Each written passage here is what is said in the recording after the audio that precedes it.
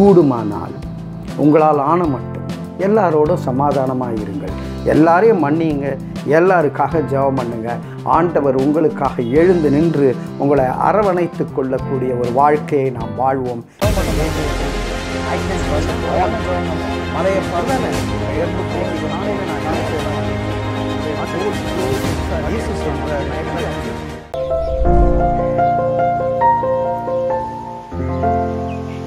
கிறிஸ்துவுக்குள் பிரியமானவர்களே, ரோமர் 12வது அதிகாரம் 17வது வசனத்திலே, ஒருவனுக்கும் தீமைக்கு தீமை செய்யாதிருங்கள், எல்லா மனுஷருக்கு முன்பாகவும் யோக்கியமானவைகளை செய்ய நாடுங்கள் என்று சொல்லி.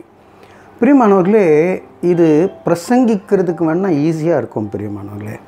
ஆனால் ஒருவருக்கு ஒருவர் தீமை செய்யாதிருங்கள் என்று சொல்லும்பொழுது நாம் என்னத்தான் தீமை செய்யாமல் இருக்கணும்னு பிரியப்பட்டாலும் நாம் அப்படிப்பட்டவங்களாக இருக்கவும் மாட்டோம். ஆனால் நமக்கு எதிராக சில பேர் செய்கின்ற சூழ்ச்சிகள், சில பேர் செய்கின்ற காரியங்கள், நமக்கு எதிராக பேசுகின்ற பேச்சுக்கள், இதையெல்லாம் பார்க்கும்போது நான் அவங்கள வச்சு செய்யணும்னு பயங்கர கோபத்தோடு நாம் எழுந்து புறப்பட்டு செல்லுவோம். ஆனால் ஆண்டவர் சொல்லுகிறார், வெஞ்சன்ஸ் இஸ் மைன் என்று சொல்லுகிறார். நான் பார்த்துக்கிறேன், நீ போராடுகிற போராட்டம் எனக்கு தெரியும். நீ நினச்சி கூட பார்க்காத அளவுக்கு உன்னை குறித்து பேசினாங்க, உனக்கு எதிராக சிந்திச்சாங்க, உன் கூட இருக்கிறவங்களிடத்திலேயே தவறான காரியங்களெல்லாம் உன்னை பற்றி பேசுகிறாங்க. இப்படியெல்லாம் சில சூழ்நிலைகள் இன்றைக்கு மீ டூ சென்ட்ரிக் வேர்ல்டாக மாறிவிட்டது. எனக்கு வேணும், எனக்கு அதை கிடைக்கிற வரைக்கும் நான் என்ன வேணால் செய்வேன் அப்படின்னு சொல்கிற அளவுக்கு, அவங்க எந்த அளவுக்கு வேணால் இறங்கி போகிற அளவுக்கு உலகம் செயல்பட்டு கொண்டு இருக்கின்றது. ஆனால் நாம் அப்படி செய்ய முடியாதில்லை பிரியமானவர்களே. நாம் கிறிஸ்துவை உடையவர்கள், கிறிஸ்தவர்கள் ஆக இருக்கும்பொழுது அவருடைய அன்பு நம்மிடத்திலே இருக்கின்றது. இயேசு கிறிஸ்துவை காட்டிலுமா பிரியமானவர்களே? இயேசு கிறிஸ்துவோடு இருந்தவர் தான் காட்டி கொடுத்தான். இயேசு கிறிஸ்துவோடு இருந்தவங்க அத்தனை பேரும் விட்டுட்டு ஓடிட்டாங்க. அவருக்கு துன்பம் வரும்போது, அவர் சிலுவை சுமந்து போகும்போது ஒளிஞ்சிருந்து பார்க்குறாங்க. அவரை சிலுவையில் அறையும் போது யாருமே இல்லை, ஒரே ஒருத்தன் தான் நின்றுட்டுருக்கான் அங்கே, யோவான் என்று சொல்லி. பிரியமானவர்களே, பேதுருவை எப்படி நீதான்ப்பா மலை கண்மலைன்னு சொன்னவர், அவர் மலை போல நம்பி இருந்த அவர் மறுதளித்து போய்விட்டான்.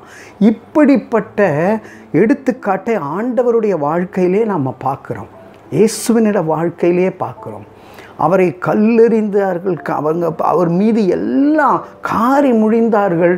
ஆனாலும் ஆண்டவர் தெய்வீக அன்பை காட்டி அவர் செய்த முதல் ஜெபம், பிதாவே இவர்களை மன்னியும், இவர்கள் செய்கிறது இன்னதென்று அறியாதிருக்கிறார்கள்.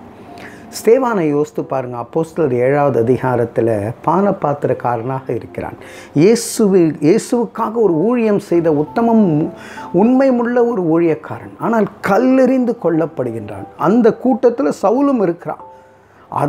அந்த கல்லெறிந்து கொல்லப்படும் போது அவன் செய்த ஜெபம், பிதாவே இவர்களை மன்னியும். இயேசு கிறிஸ்துவின் ஜெபத்தை செய்கிறார். இவங்க செய்கிறது என்னதென்று அறியாதிருக்கிறார்கள். ஸ்தேவான் மரித்து மேலே போகும்பொழுது பிரியமானவர்களே, இயேசு கிறிஸ்து சிங்காசனத்திலிருந்து எழுந்து நின்று வரவேற்றாராம். நாம் போகும்போது முதல்ல அங்கே போகணும், அடுத்தது எழுந்து நின்று இயேசு கிறிஸ்து நம்மை மார்போடு அணைத்து கொள்ள வேண்டும். அப்போது ஒருவருக்கு ஒருவர் நாம் தீமை செய்யாது இருக்க எல்லா மனுஷருக்கு முன்பாக யோக்கியமானவைகளை செய்யுங்கள் என்று சொல்லுகிறார் பிரியமானவர்களே. அடுத்த வசனத்தில் நம்மகிட்ட சொல்கிறாரு, 18வது வசனத்திலே, கூடுமானால் உங்களால் ஆன மட்டும் எல்லா மனுஷரோடும் சமாதானமாய் இருங்கள் என்று சொல்லி. இது ஒரு முடியாத காரியம் என்று அப்போஸ்தலனாகிய பவுலுக்கு தெரியும். ரோமாபுரியருக்கு எழுதும்பொழுது அப்படி தான் சொல்கிறார், கூடுமானால் உங்களால் ஆன மட்டும் எல்லாரோட சமாதானமாக இருங்க. அப்போ என்னால் முடிஞ்ச வரைக்கும் சமாதானமாக இருந்தங்கன்னு சண்டை போட சொல்லலை ஆண்டவர். அப்படி ஒரு சூழ்நிலை ஏற்படும்பொழுது பரியாசக்காரன் உட்காரும் இடத்துல உட்காராமல், அவங்க கிண்டல் செய்கிற இடத்துல நிற்காமல், நாம் பாட்டுக்கு நம்ம வழியை பார்த்து போயிட்டே இருப்போமேனா, நம்ம சமாதானம் பண்ண வேண்டும் என்பதற்காக வரிஞ்சு கட்டி அவங்க இடத்துல போய் நீங்கள் அப்படியே அவங்க செய்கிற எல்லா தீமைக்கும் உடமையாக போக வேண்டும் என்று சொல்லவில்லை. கூடுமானால் உங்களால் ஆன மட்டும் எல்லாரோடும் சமாதானமாக இருங்கள், எல்லாரையும் மன்னியுங்க, எல்லாருக்காக ஜெபம் பண்ணுங்க. ஆண்டவர் உங்களுக்காக எழுந்து நின்று உங்களை அரவணைத்து கொள்ளக்கூடிய ஒரு வாழ்க்கையை நாம் வாழ்வோம். இந்த ஒரு சத்தியம் மிகவும் கடினமான ஒரு சத்தியம். பேசுவதற்கு எளிதான காரியம், ஆனால் செயல்முறைக்கு மிகவும் கடினமான காரியம். இதை நாம் பின்பற்ற அழைக்கப்பட்டிருக்கின்றோம்.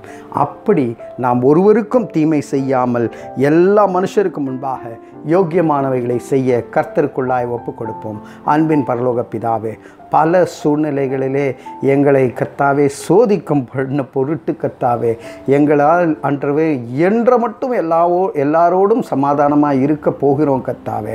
ஆனாலும் ஆண்டவரே, நாங்கள் விழுந்து விடாதபடி எங்களை காத்து யோக்கியமானவைகளை செய்ய கிருபை செய்யும்படியாக இயேசுவின் பாதம் பணிந்து அர்ப்பணிக்கிறோம். ஜீவனுள்ள நல்ல பிதாவே, ஆமேன், ஆமேன்.